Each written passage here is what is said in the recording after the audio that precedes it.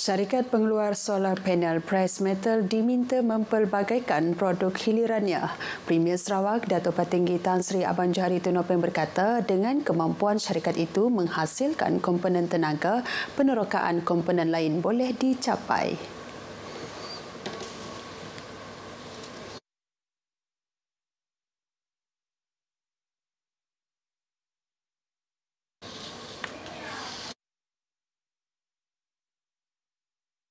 Certain parts of aircraft. Then you just do that mold. The one can be done through 3D design. And then buat itu acuan, you masuk aluminium sana lah. So it becomes another aluminium product. Tan Sri Abang Johari Tunopeng berkata demikian pada majlis menandatangani memorandum persefahaman antara Lembaga Pembangunan Bintulu BDA dan Press Metal Aluminium Holdings Berhad di Kuching. Di bawah MOU itu akan menyaksikan pelaburan berjumlah RM600 juta bagi pembangunan solar panel di Bintulu. Ia akan dimiliki bersama dengan pegangan 80% oleh syarikat terbabit, manakala selebihnya dimiliki BDA. BDA diwakili pengurus besarnya Dato' Muhammad Yaakob Khari, manakala Press Metal Aluminium Holdings diwakili timbalan Ketua Pegawai Eksekutifnya Lim Heng Kam. Pengisian kalender pelancongan Sarawak dijangka meningkat sehingga 250 acara untuk mencapai sasaran 5 juta ketibaan pelancong tahun ini. Menurut Menteri Pelancongan, Industri Kreatif dan Seni Persembahan, Dato' Sri Abdul Karim Rahman Hamzah, antara acara yang diselitkan termasuklah acara besar seperti regata dan festival muzik hutan hujan sedunia. Ujarnya kutipan resip pelancongan berjumlah RM1.02 bilion di Sarawak pada Januari lalu turut selari dengan kutipan keseluruhan tahun lalu yang berjumlah RM12.45 bilion. Warga Brunei menjadi penyumbang terbesar kepada jumlah ketibaan pelancong ke negeri ini dengan purata sehingga 200,000 pengunjung sebulan selain Indonesia dan Singapura. Ujarnya pelancongan perubatan oleh hospital swasta di Kuching juga turut menyumbang kepada peningkatan ketibaan dan dijangka terus meningkat selepas beberapa hospital swasta berprestij bakal dibuka di Kuching kelak. The government coffer is building up very fast from efforts of the other ministry, gas, oil and gas. The tourism, hospitality industry is very important for those masses yang berjual di tepi jalan, gerai, yang terlibat dalam industri kereta sewa, yang terlibat dalam perhotelan, yang terlibat dalam industri pertanian, the food and all that, food industry, all that comes under this. That is why what we are trying to do under hospitality industry is very, very important in helping out, creating the feel-good feeling among the people. Beliau berkata demikian selepas mempengerusikan mesyuarat jawatan kuasa pemandu pelancongan Sarawak di Kuching. Jawatan Kuasa Khas Status Kewarganegaraan Perkara 15A Peringkat Negeri Sarawak menerima pembentangan 30 permohonan kewarganegaraan pada siri pertama mesyuaratnya untuk tahun ini.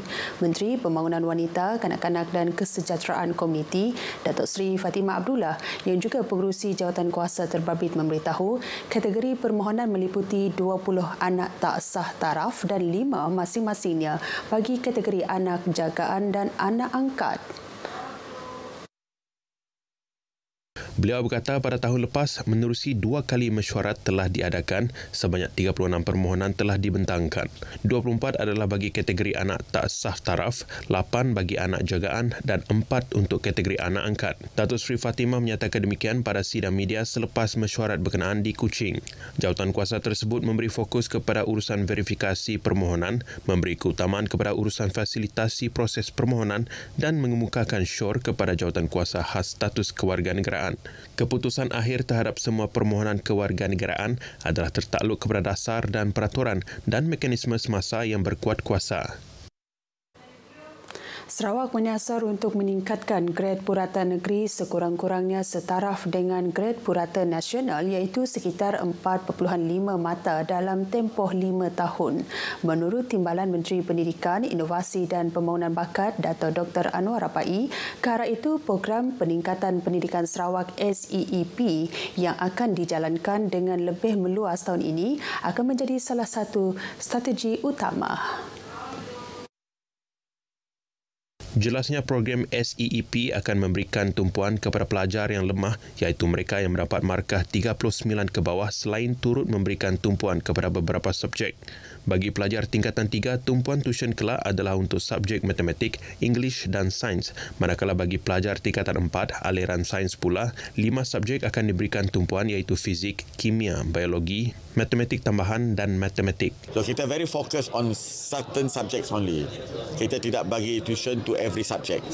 Dan kita fokus juga kepada pelajar-pelajar yang lemah. Jika pelajar-pelajar ini dapat kita baiki, saya rasa GPS ataupun grade purata negeri Sarawak akan bertambah baik dari masa ke masa. Beliau ditemui media selepas merasmikan program promosi pendidikan sekolah di bawah Kerajaan Sarawak anjuran Pejabat Pendidikan Daerah Selangau di Sibu. Lembaga Pemasaran Pertanian Persekutuan Fama Negeri Sarawak menyasar nilai keseluruhan jualan berjumlah 2.5 juta ringgit menerusi pembukaan 2 bazar Ramadan kelolaannya di Kuching dan Sibu tahun ini. 2 bazar berkenaan ialah Bazar Ramadan Medan Niaga Satok di Kuching dan Bazar Ramadan Pasar Tani Kekal PTK Permai di Sibu. Menurut Pengarah Fama Negeri Sarawak Nur Salawati Abdul Kadir, 2.2 juta ringgit nilai jualan disasar dari Bazar Ramadan Medan Niaga Satok menerusi pembukaan 72 lot jualan. Manakala sasaran RM300,000 menerusi jualan di 20 ruang niaga dari Bazar Ramadan PTK Permai. Beliau berkata demikian pada media tour di Bazar Ramadan Medan Niaga Satok, Kuching. Tahun lepas, Fama Negeri Sarawak merekodkan nilai jualan Bazar Ramadan berjumlah 1.84 juta ringgit. Sementara itu, dalam perkembangan berkaitan, Nur Salawati memaklumkan sebanyak 1,200 jenis makanan dan minuman moden dan tradisional bakal ditawarkan di Bazar Ramadan at Medan Niaga Satok. Bazar tersebut yang dibuka di perkarangan parkir C Medan Niaga Satok di Kuching dibuka mulai esok hingga 30 Mac. Beliau memberitahu kategori jualan membabitkan minuman, makanan bergoreng, lauk pauk, kuih muih dan makanan berpanggang. Katanya pihak Kementerian Kesihatan dan Dewan Bandaraya Kuching Utara akan menjalankan pemeriksaan dan penguatkuasaan sepanjang bazar tersebut dibuka bagi menjamin kebersihan dan keselamatan makanan yang dijual. Beliau mendedahkan bagi pelanggan yang berkunjung ke bazar tersebut, mereka berpeluang memenangi pelbagai hadiah berupa mountain bike, televisyen, kek lapis dan biskut serta baucer belian komoditi ternakan. Peranan Persatuan Nelayan Kawasan PNK amat penting bagi Lembaga Kemajuan Ikan Malaysia LKIM dalam menyalurkan bantuan serta program kerajaan terus kepada para nelayan. Timbalan Pengarah LKIM Negeri Sarawak Hasbi Mokti berkata, PNK juga memainkan peranan utama dalam memperkukuh pasaran perikanan termasuk dalam sektor import dan ekspor. Peranan Persatuan Nelayan melalui LKM, penyaluran bantuan dan juga program-program kerajaan melalui nelayan, PNK adalah amat penting memainkan peranan di dalam menyalurkan bantuan-bantuan.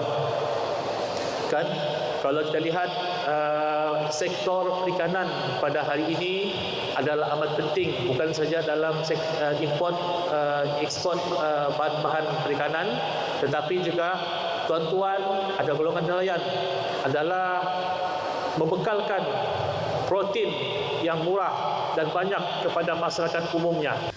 Beliau berkata demikian pada Mesyuarat Agung Tahunan kali ke-45 PNK Bintulu. Tambahnya, ahli PNK digesa memanfaatkan teknologi moden dalam pemasaran hasil perikanan dan tidak hanya bergantung kepada subsidi. Saudara, dari sungai ke segara, Palestin pasti merdeka. Sekian berita pagi Sarawak. Ikuti Stadium RTM selepas ini untuk perkembangan sukan tanah air dan antarabangsa.